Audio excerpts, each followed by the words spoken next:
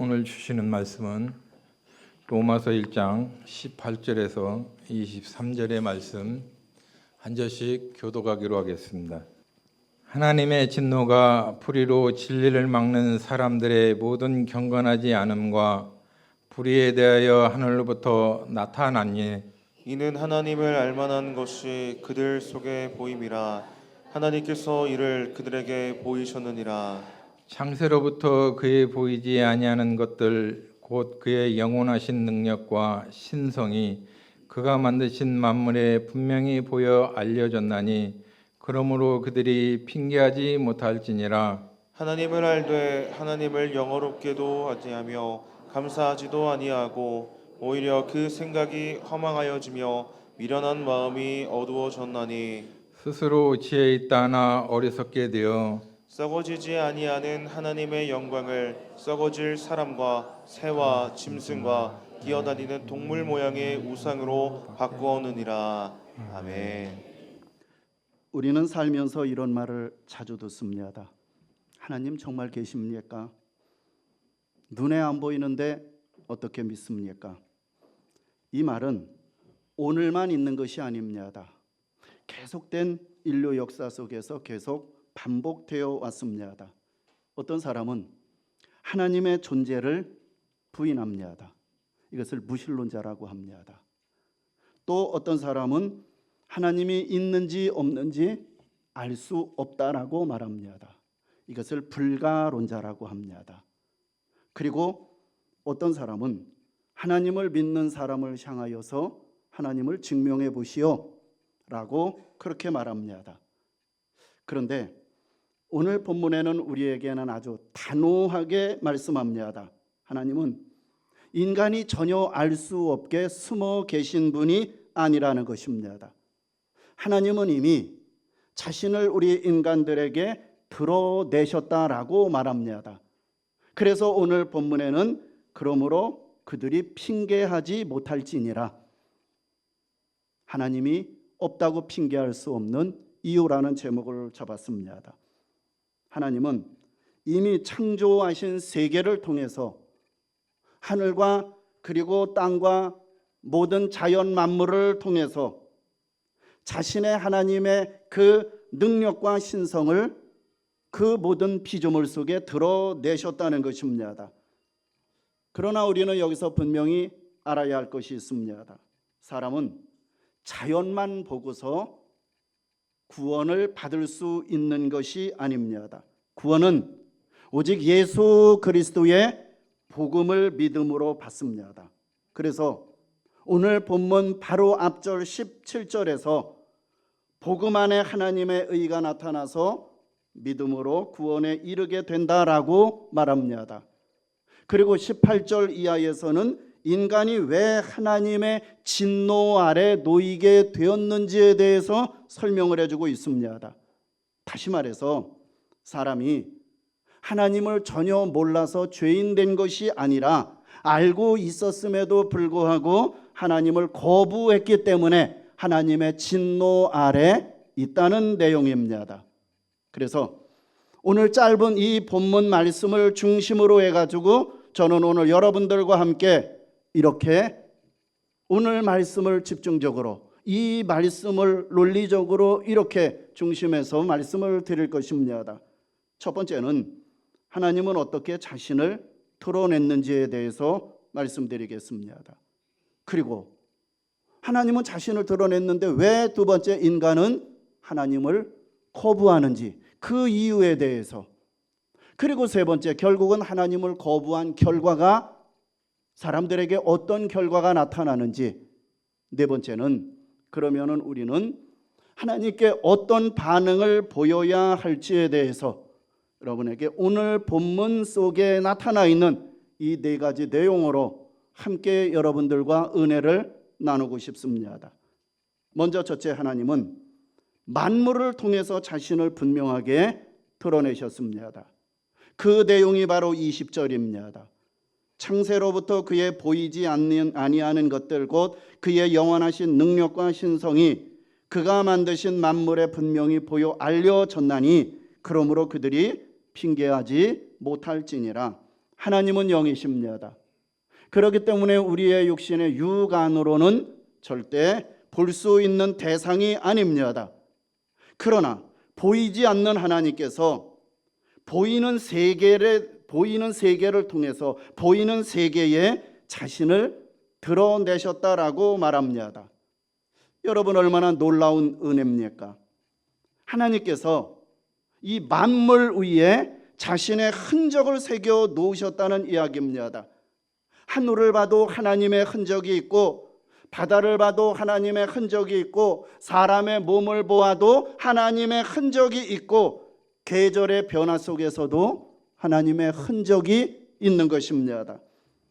시편 19편 1절은 이렇게 말합니다. 하늘이 하나님의 영광을 선포하고 궁창이 그의 손으로 하시는 일을 나타내는도다. 하늘은 입이 없습니다. 말을 하지 않습니다. 그런데 말은 하지 않아도 하나님의 영광을 선포한다고 그랬습니다. 별들은 설교하지 않아도 별들 그 자체가 설교입니다. 해가 뜨고 지는 질서, 계절이 바뀌는 섭리, 씨를 뿌리면 열매를 맺는 원리, 이 모든 것이 하나님의 손으로 하신 일을 보여주고 있는 것입니다.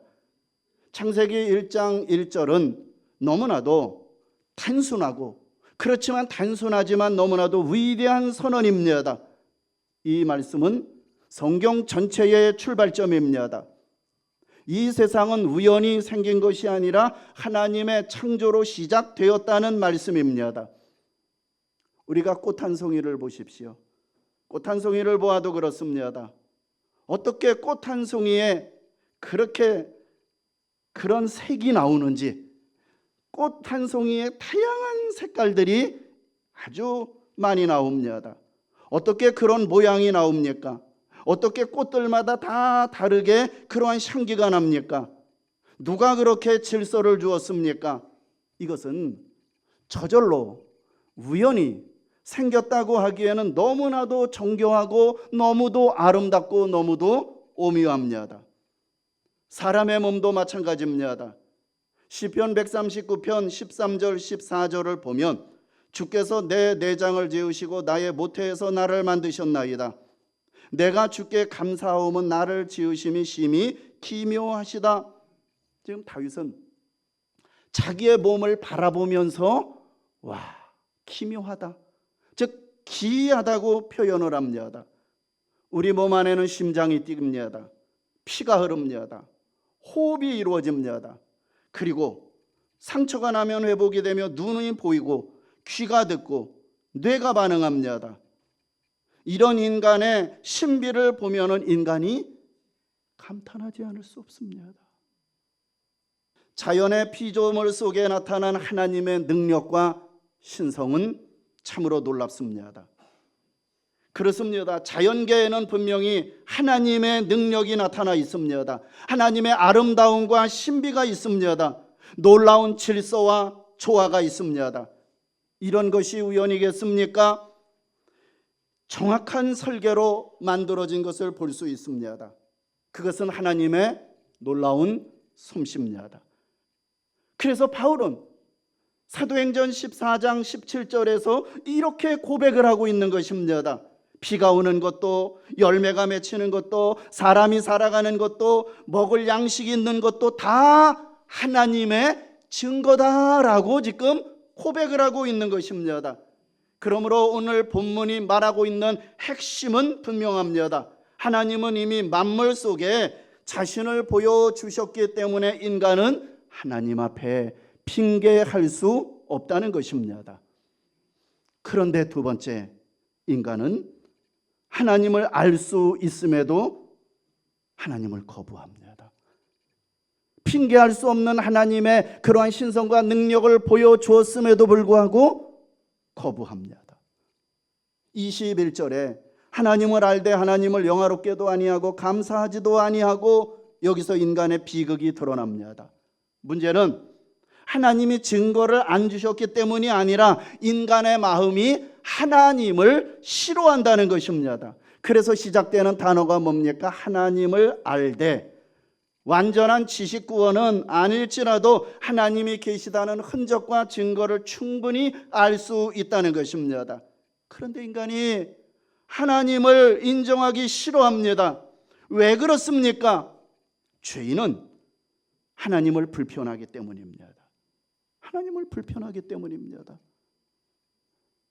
창세기 3장에서 아담과 하와 그 선악과를 따먹었잖아요. 죄를 졌잖아요. 제일 먼저 한 행동이 무엇입니까? 숨었어요. 불편하다는 거예요. 하나님을 보기에 두렵다는 거예요. 불편하다는 거예요. 하나님이 계시면 내가 마음대로 살 수 없기 때문입니다. 내 욕심을 내려놓아야 하기 때문입니다. 하나님이 계시면 내가 내 삶의 주인이 아니라 하나님이 되셔야 하기 때문입니다. 인간의 죄는 단순히 몇 가지가 아닙니다. 죄의 뿌리는 바로 하나님을 하나님으로 모시기를 싫어하는 마음입니다. 아담과 하와가 선악과를 따먹은 것은 배가 고파서 먹은 것이 아닙니다. 나도 하나님처럼 되고 싶다. 내가 선과 악을 구별하고 선과 악의 기준이 되겠다. 하나님 없이도 살 수 있다라는 교만이 들어온 것입니다. 이 교만이 인간의 타락의 뿌리였습니다. 오늘도 마찬가지입니다. 하나님을 부인하는 많은 이유 중에 이성의 부족이 아니라 마음의 반역이라는 거예요. 이성이 아니라 마음의 반역 때문입니다. 예를 들어 보겠습니다. 광야 이스라엘 백성들 예를 들겠습니다. 그들은 광야 새는 동안 하나님의 기적을 날마다 수도 없이 많이 경험을 했습니다. 홍해가 갈라지는 것 직접 보았습니다. 하늘에서 만나와 메추라기가 떨어져서 그것을 떨어서 자기들이 먹을 수 있는 그것을 보았습니다. 반석에서 물이 나오는 것도 보았습니다. 불기둥과 구름기둥으로 하나님이 자기들을 인도하는 것들을 보았습니다. 그런데도 틈만 나면 어떻게 합니까? 원망하고 반역합니다. 왜 그렇습니까? 마음이 완약하기 때문에 그렇습니다. 마음이 완고하기 때문에 그렇습니다. 그래서 하나님은 그들 백성들을 가르쳐서 뭐라고 말한 줄 아십니까? 목이 곧은 백성. 6자로 목이 곧은 백성이라고 하셨습니다. 머리를 숙이지 않는 거예요. 고개를 숙이지 않는 거예요. 자기의 뜻을 꺾지 않는 것입니다. 오늘도 마찬가지 아닙니까? 하나님을 흔적을 보여주셔도 믿지 않기로 작정한 사람은 끝까지 거부합니다. 왜요? 마음의 문이 닫혀 있기 때문입니다.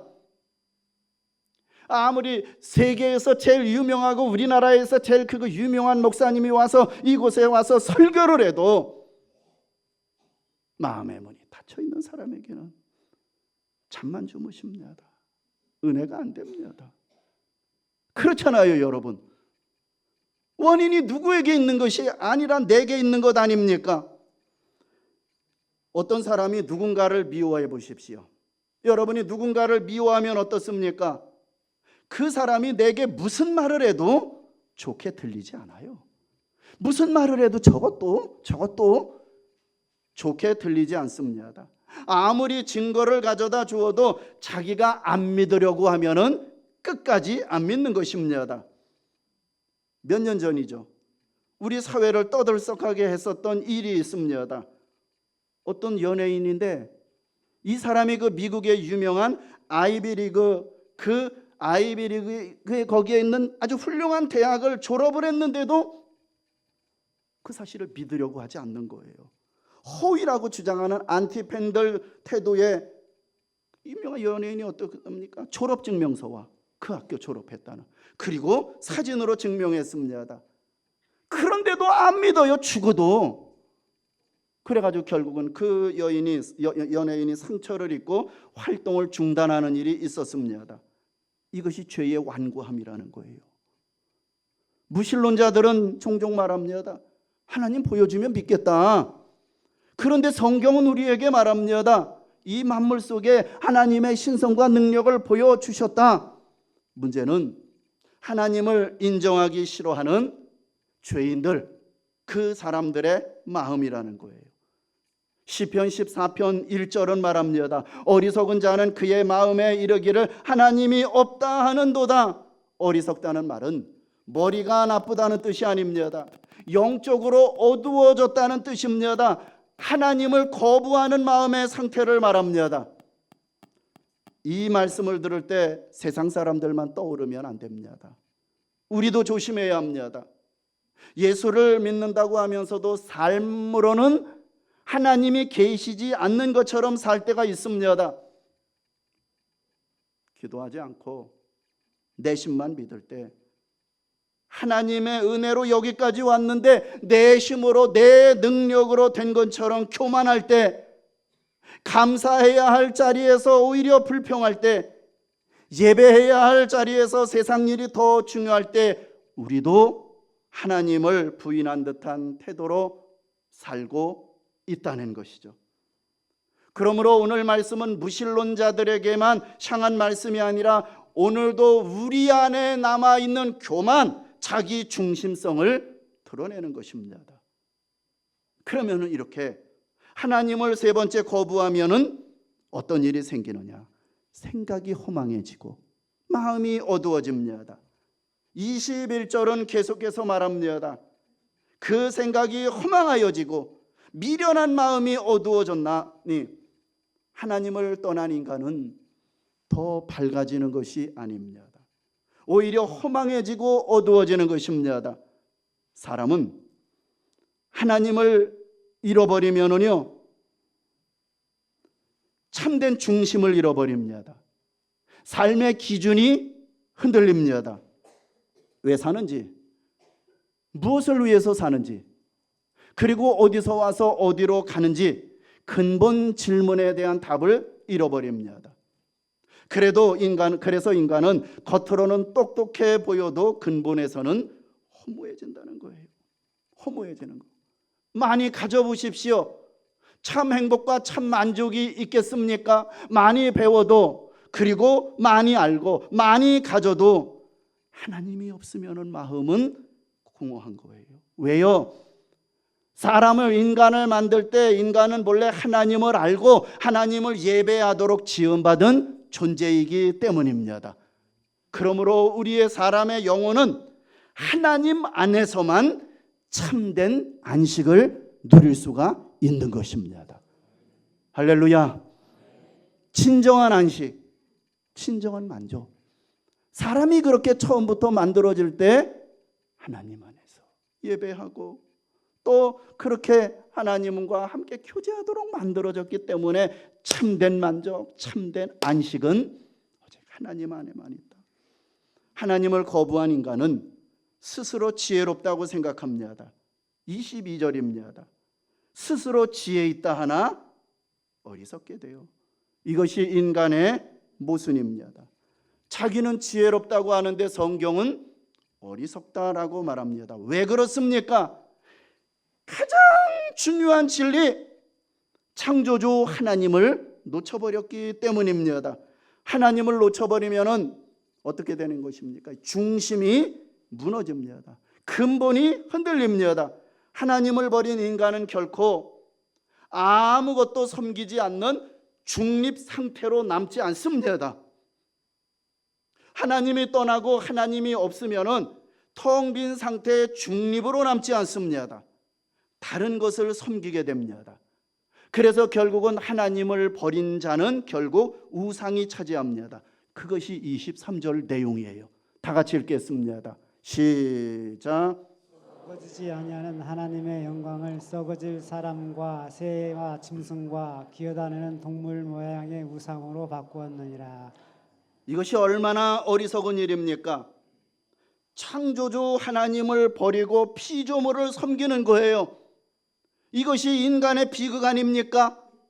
23절로 끝나지 않고 25절은 또 첨부해서 이렇게 말씀합니다. 한번 읽으십시다. 시작. 이는 그들이 하나님의 진리를 거짓 것으로 바꾸어 피조물을 조물주보다 더 경배하고 섬김이라.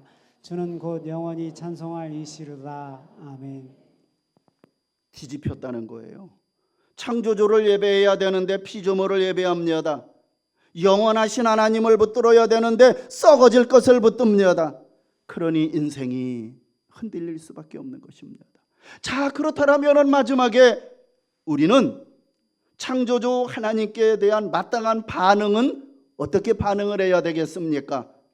21절 보시면은 하나님을 영화롭게도 아니하고 감사하지도 아니하고, 반대로 읽으면은 답이 나옵니다. 하나님께 대한 마땅한 반응은 무엇입니까? 하나님께 감사해야 한다는 거죠. 왜냐? 모든 것이 하나님께로부터 왔기 때문입니다. 야고보서 1장 17절은 그것을 말하고 있는 것입니다. 온갖 좋은 은사와 온전한 선물이 다 빛들의 위에 계신 하나님께로부터 내려왔다. 생명이 하나님께로부터 왔습니다. 오늘 하루도 하나님이 주셨습니다. 숨 쉬는 것도, 먹는 것도, 자는 것도, 일어나는 것도, 가정도, 교회도, 믿음도, 구원의 은혜도 다 하나님이 주신 것. 그래서 믿는 사람은 감사가 나와야 한다는 것이죠. 감사는 예의가 아니라 신앙입니다. 감사는 하나님을 하나님으로 인정하는 것입니다. 감사하지 못하면 불평이 많아집니다. 가진 것이 많아도 행복하지 않습니다. 그러나 감사가 회복되면 영혼이 살아나는 것입니다. 여러분 그렇게 하지 않습니까? 어떤 사람은 기도할 때 하나님 우리 가정을 살려주시고 우리 교회 큰일 났습니다. 살려주십시오. 살아나게 하옵소서. 살려주시옵소서. 문제는 너 때문에 교회가 죽었어. 뭐가 죽어가? 뭐를 살려달라고 그러는 거예요? 뭘 살아달라고 그럽니까? 뜨겁게 랄랄랄랄라 그거 안 했다고 교회가 죽는 것입니까? 그거를 다시 살려달라고 하는 것입니까? 얼마나 아이들 같은 유치한 기도 아닙니까? 제가 여러분에게 드리고 싶은 것은 내가 감사가 회복되면 영혼이 살아난다는 거예요. 내 안에서 감사가 회복되고 또 감사가 회복되면 우리 교회가 살아나고 가정이 살아나고 내 영혼이 살아나게 되는 줄 믿으시기 바랍니다. 여러분 생각해 보십시오. 우리가 얼마나 많은 것을 당연하게 여기고 삽니까? 건강한 것이 당연합니까? 오늘 아침 눈을 뜨는 것이 당연합니까? 지금 예배하러 온 것이 당연합니까? 지금도 내 가정이 옆에 있는 것이 당연합니까? 아닙니다. 모든 것이 은혜입니다.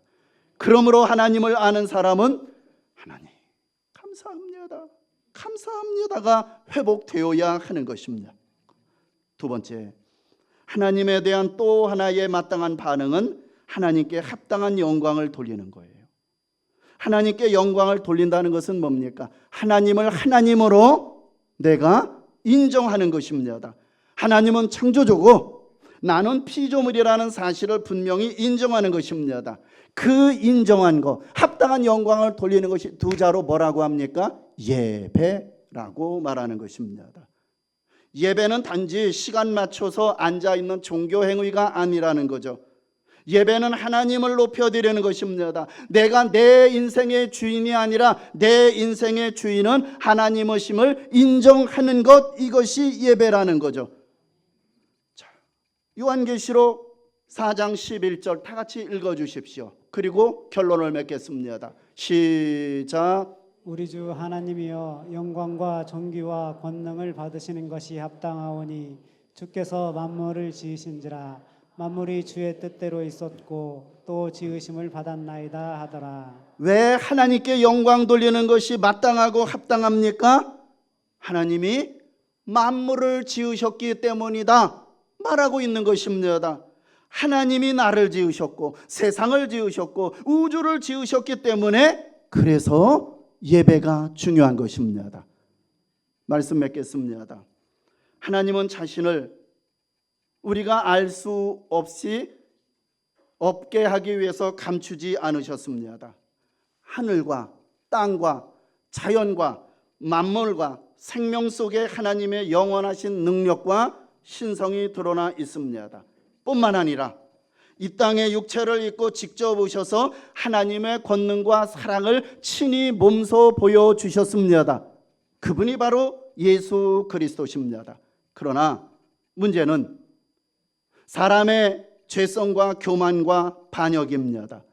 사람은 하나님을 알 수 있음에도 불구하고 하나님을 영화롭게 하지도 않고 감사하지도 않고 하나님을 믿지 않고 급기야 십자가에 못 박아 죽였습니다. 그렇다면 우리는 여러분 어떻게 해야 되겠습니까? 하나님이 없다라는 핑계 속에서 살아가고 있는 사람들과 그러한 그 속에서 우리는 하나님께 감사와 영광을 돌리는 참된 예배자로 살아야 하는 것입니다. 바라기는 여러분의 눈이 더 열려지기를 바랍니다. 온 세상에 드러난 하나님의 손길을 보게 되기를 바랍니다. 감사가 회복되기를 바랍니다. 예배가 회복되기를 바랍니다. 예수 그리스도의 사랑을 더욱더 깨닫게 되기를 주의 이름으로 축원합니다.